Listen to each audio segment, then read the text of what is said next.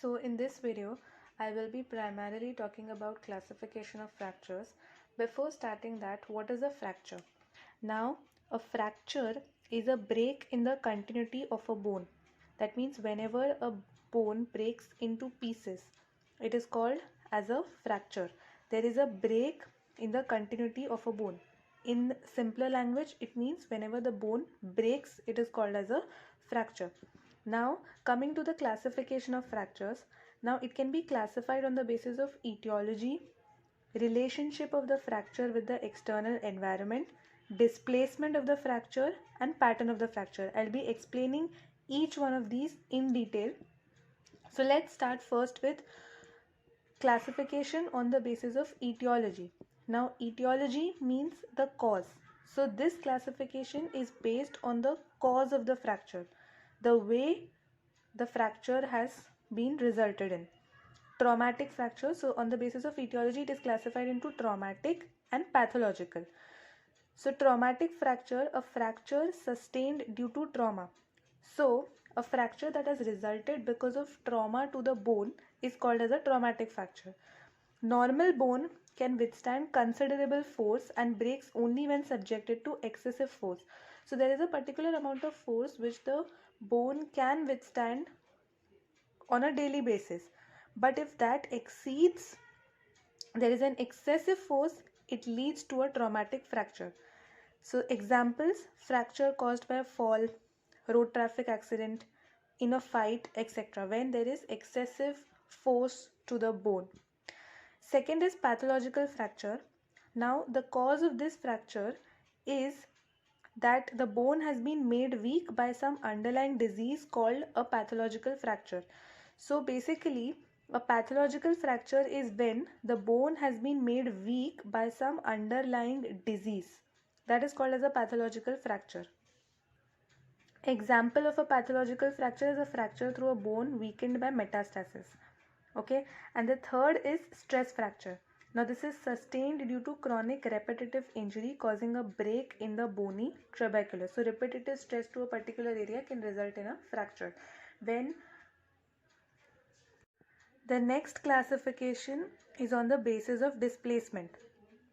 Now this means that the fracture can be either undisplaced or it can be a displaced fracture.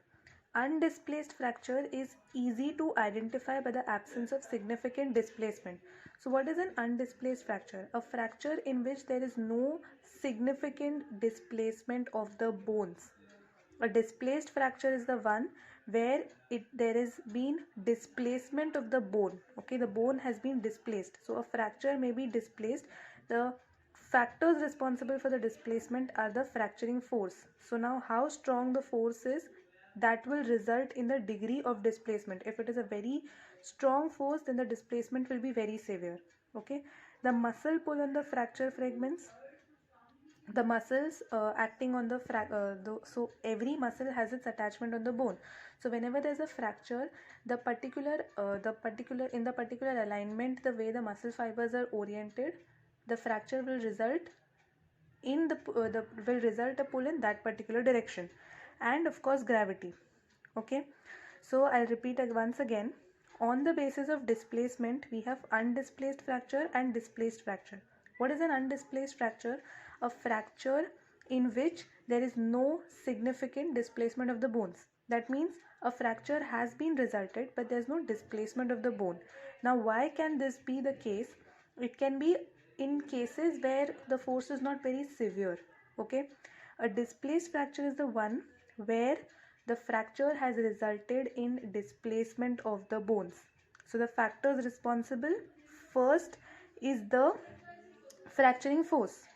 So if there's a very strong force, a heavy blow, then it will result in severe displacement, leading to severe complications. The muscle pull on the fracture and gravity. The next classification is on the basis of on the basis of relationship with external environment. So we have closed fracture and open fracture. Closed fracture is the one which does not communicate with the external environment. That is, the overlying skin and other soft tissues are intact. Therefore, it is a closed fracture. So a closed fracture is the one which is named closed because it does not communicate with the external environment. That is, the skin and other soft tissues are intact. Open fracture, a fracture with break in the overlying skin and soft tissues leading to the fracture communicating with the external environment, is called an open fracture. So a fracture in which the skin and soft tissues have been damaged leading to the fracture communicating with external environment is called an open fracture. So fracture may be open from within or outside. So it is called as internally or externally open fracture respectively. That I'll explain below. So what is an internally open fracture? An internally open fracture is the one when there is a break in the skin from within. For example, a sharp fracture end pierces the skin from within, resulting in an open fracture. So for example, there's a traumatic fracture and the bone has broken into pieces. So now one of the sharp pieces, for example, starts piercing the skin from within. So that will result in an open fracture when there will be piercing from within outside. Second is externally open fracture, which is open from outside. So a sharp object, for example, breaks the skin from outside. The object causing the fracture lacerates the skin and soft tissues over the bone as it breaks the bone, resulting in an open fracture.